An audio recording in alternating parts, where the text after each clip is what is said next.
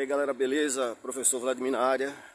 Bora para a nossa terceira parte do vídeo que fala sobre o tema origem da vida, né? Dessa vez a gente vai falar sobre biogênese e abiogênese. Vamos começar definindo o que é que significa, né? Dando o sentido etimológico dos dois termos. Biogênese, gênese, origem da vida. Bio, vida. Então, quando você junta uma coisa com a outra, é uma teoria que fala que o ser vivo ele só surge a partir de outro que já existe. O que seria a biogênese? Gênese, origem da vida, bio, vida, a uma negação. Então, juntando tudo, fica a origem da vida a partir de um ser não vivo, né? Hoje a gente sabe que um ser vivo ele só surge a partir de outro que já existe, um outro pré-existente. Mas antigamente não. Alguns estudiosos acreditavam, sim, que a vida poderia surgir a partir da matéria bruta. Tudo começou com um cara chamado Aristóteles, né? Aquele filósofo antigo, da antiguidade, que versava sobre vários temas, inclusive sobre a vida.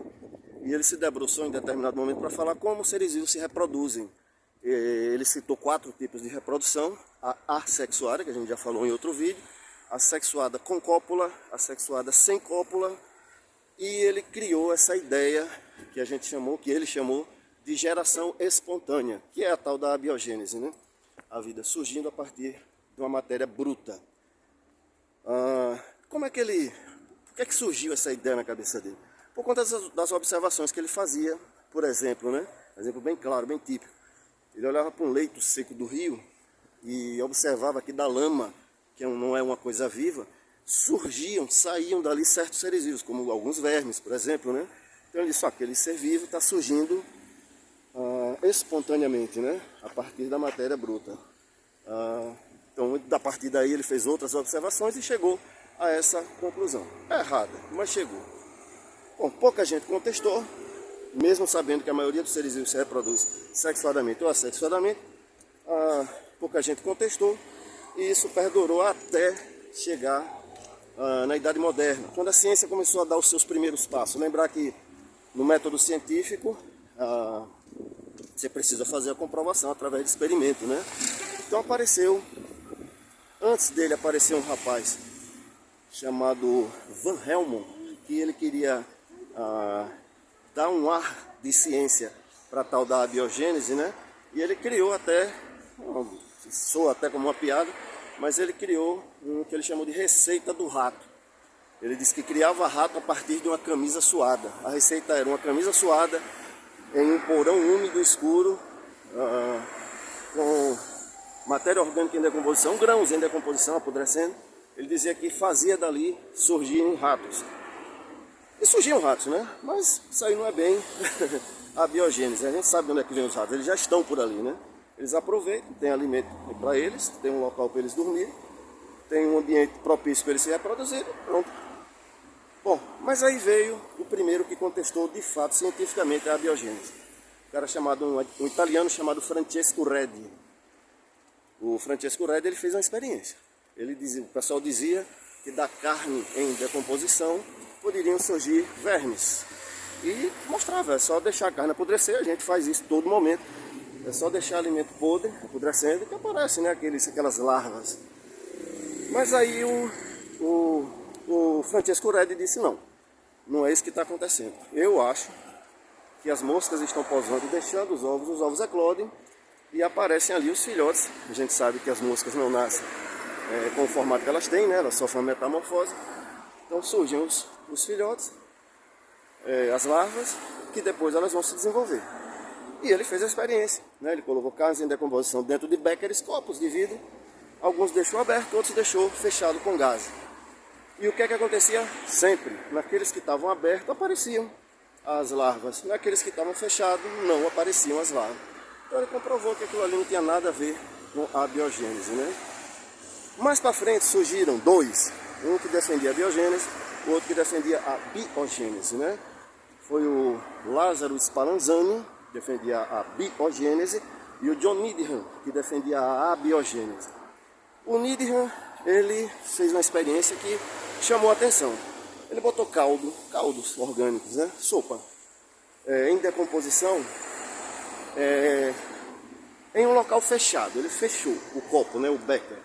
Ele fechou deixou no local fechado e aqueceu, que era para matar aqueles micro-organismos que por acaso aparecessem por ali. E depois ele dizia que dali iam aparecer novos seres vivos, né? Novos micro-organismos. E não é que aparecia?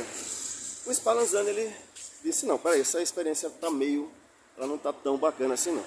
Então ele refez aquilo ali, só que ao invés dele fazer um aquecimento a 65 graus, que era como o John Needham fazia, ele ferveu. E em todos os momentos que ele fazia essa fervura, que matava os micro-organismos, não apareciam mais nenhum desses micro-organismos naquele caldo em decomposição. Então ele disse que o caldo não gerava nada de ser vivo. Os seres vivos eram os que estavam ali no momento, que morreram todos por conta do aquecimento. O John Needham, ele se saiu dizendo que o caldo, o aquecimento, a fervura, destruía uma coisa que a matéria bruta tinha, chamada de princípio vital, que era esse princípio vital que daria a condição da matéria bruta gerar a vida, né? Bom, por fim, no século XIX, apareceu um cara chamado Louis Pasteur.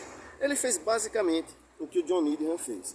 Acontece que ao invés de botar num copo, ele botou em um becker de vidro, né? Um balão, assim, parece um balão com um pescoço bem grandão.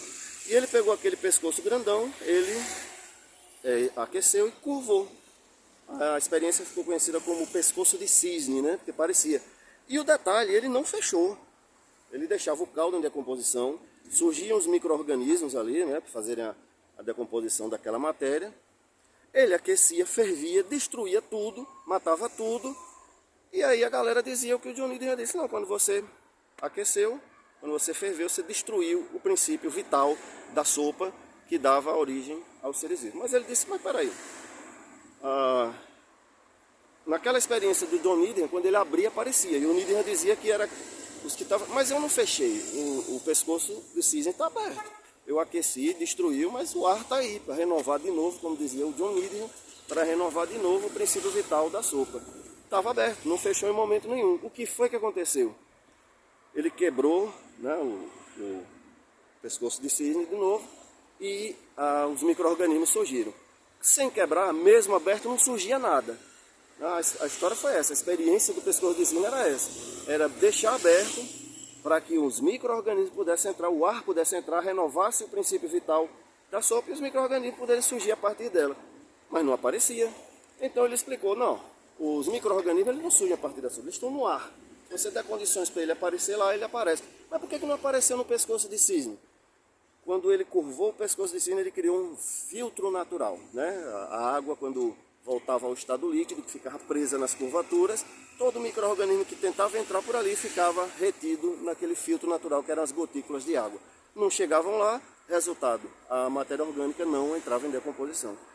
A partir do pescoço de cisne, do Louis Pasteur, do francês Louis Pasteur, nada mais teve a se falar sobre a origem de um ser vivo a partir da matéria bruta, ok?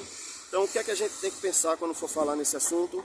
Biogênese é biogênese, ver essa historinha, lembrar do Aristóteles, do Van Helmont, do Francesco Redi, do John Needham e Spallanzani e por fim do Louis Pasteur. Beleza, galera?